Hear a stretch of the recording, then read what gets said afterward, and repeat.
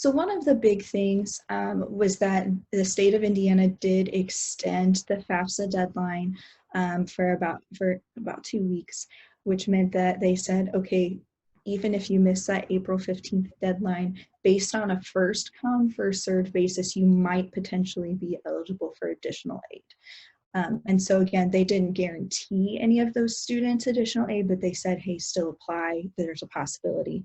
Another thing that we've seen is, again, that FAFSA is based on your income. What's interesting is, like, for this coming year, if you're a senior, you're going to be in college for the 2020-2021 school year, then on your FAFSA, you use tax data from 2018. So you always use that tax data from 2 years prior.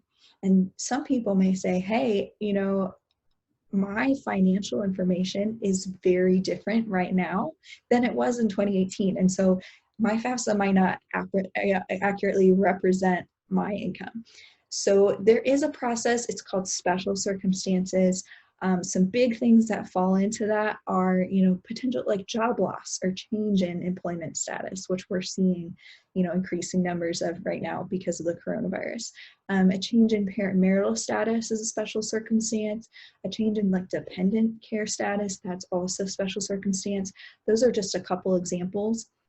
And if you find yourself in that category, you're going to want to contact your college's financial aid office as soon as possible.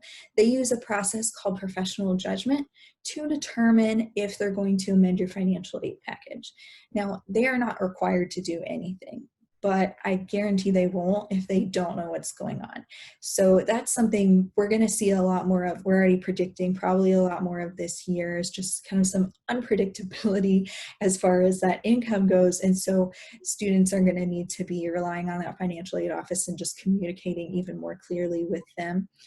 They also, in any of those special circumstances, want to make sure they have documentation.